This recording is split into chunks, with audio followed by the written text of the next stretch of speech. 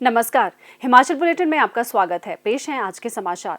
हिमाचल प्रदेश विधानसभा सदन में आज प्रश्नकाल के दौरान विपक्ष के वॉकआउट के उपरांत मुख्यमंत्री श्री जयराम ठाकुर ने कहा कि प्रदेश के विकास के लिए विपक्ष को सार्थक चर्चा करनी चाहिए। उन्होंने कहा कि प्रश्नकाल के दौरान व्यवधान डालना उचित नहीं है। मुख्यमंत्री ने कहा, माननीय अध्यक्ष महोदय,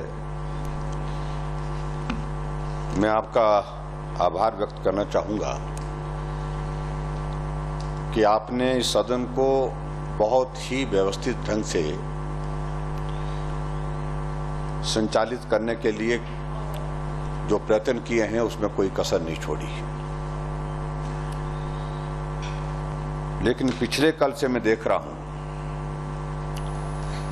सारी सदन की कार्यवाही बहुत नियमित होकर के चल रही थी, व्यवस्थित ढंग से चल रही थी। कहीं भी किसी भी प्रकार की कोई इस प्रकार की बात दोनों तरफ से नहीं थी। लेकिन विपक्ष की ओर से एक माननीय सदस्य जब बोलना शुरू हुए तो विषय से हट करके बोलने लग पड़े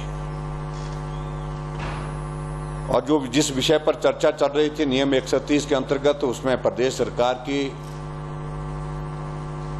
जो जन कल्याण की जो नीतियां, उस पर बहुत महत्वपूर्ण सुझावों के साथ माननीय सदस्यों ने इसमें अपना योगदान भी दिया। उस पर चर्चा हो रही थी, लेकिन वो कहां जाकर के पहुंचे? जनसंघ के ऊपर वो जाकर के बात कहने के लिए पहुंच गए राष्ट्रीय स्वयंसेवक संघ के ऊपर, और वो जहां बात कहने लगे कि भारत की आजादी में सिर्फ उनका ही योगदान है। हमारी पार्टी का जिक्र करने लगे कि वो तो पार्टी ही वहां पर उस वक्त जो है वो जन्म ही उस पार्टी का जन्म भी नहीं हुआ था। और आज जिस तरह से अध्यक्ष महोदय प्रश्नकाल बहुत महत्व का होता है और उनके प्रश्न कितने महत्व के लगे थे उनको इस बात का एहसास होना चाहिए। चर्चाएं कितनी महत्व की लगी हुई हैं वो भी उनको एहसास है या नहीं है मुझे नहीं मालूम, लेकिन आपने फिर भी उनको शांत करने की कोशिश की कि आप प्रश्नकाल चलने दीजिए।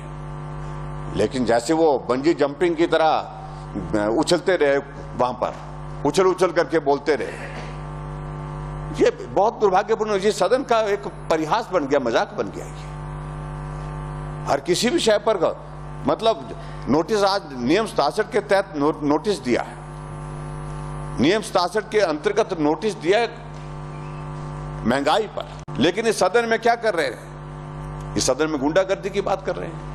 और गुंडागर्दी कौन कर रहे हैं? हमारे सदस्य बैठे हुए वहां पर वो बाजू पीछे कर रहे हैं और इस प्रकार की धमकी दे रहे हैं, देख लेंगे, इधर आ जाओ। और उसके बाद अध्यक्ष महोदय आगे बढ़ करके आपने व्यवस्था दी। व्यवस्था देने के बाद यहां पर बैल में आकर के स्लोगन शाउटिंग करने के लिए निकल पड़े और उसमें बैल में आने से पहले आपके यहां पर जाकर के आसन का अपमान करने लग पड़े, वहां स्लोगन शाउटिंग करने लग पड़े।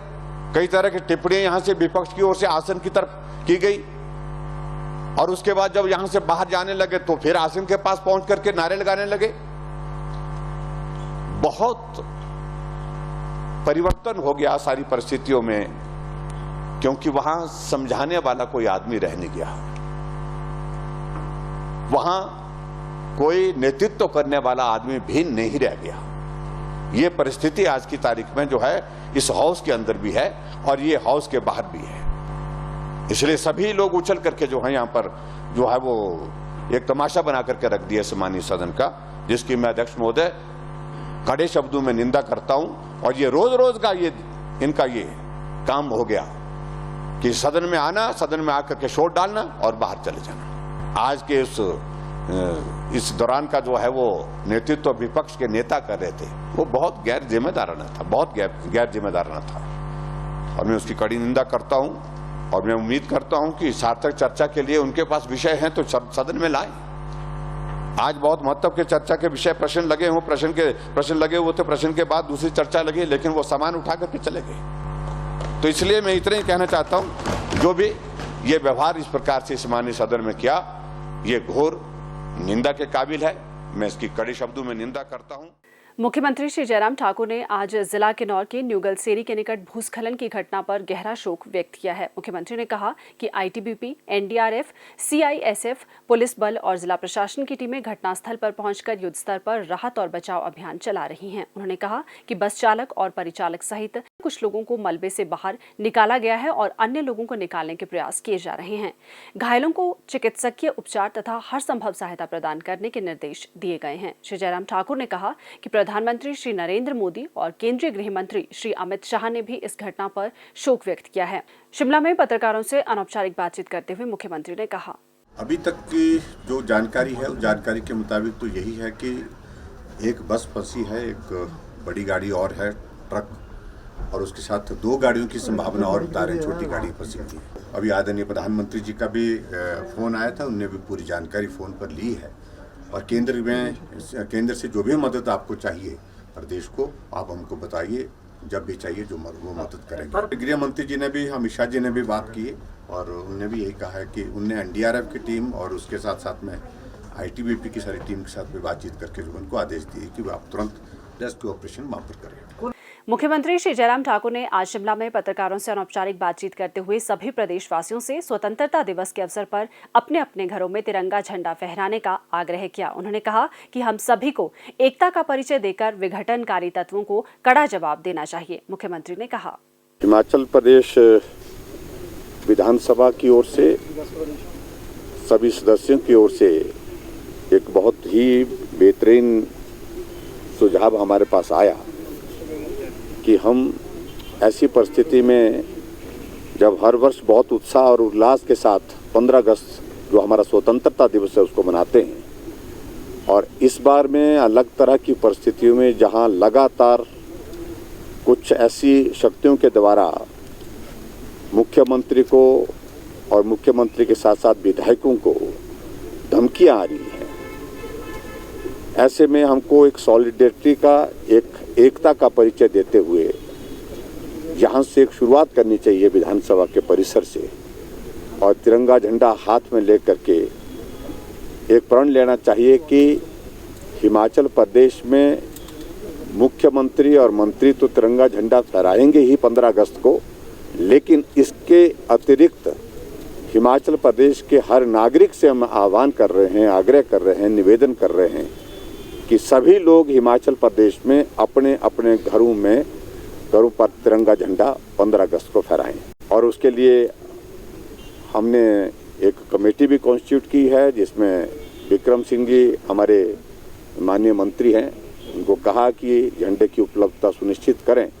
तो इस प्रकार से जो है सभी विधानसभा क्षेत्र में वो झंडे उपलब्ध करा करके जितने हो सकते हैं उपलब्ध करा करके दे। आज शिमला में मुख्यमंत्री श्री जयराम ठाकुर को ग्रेनको ग्रुप के प्रतिनिधि श्री धर्मपाल रेड्डी और श्री अनूप बनियाल ने अग्रणी नवीकरणीय ऊर्जा कंपनी ग्रुप की ओर से 10 पोर्टेबल वेंटिलेटर भेंट किए।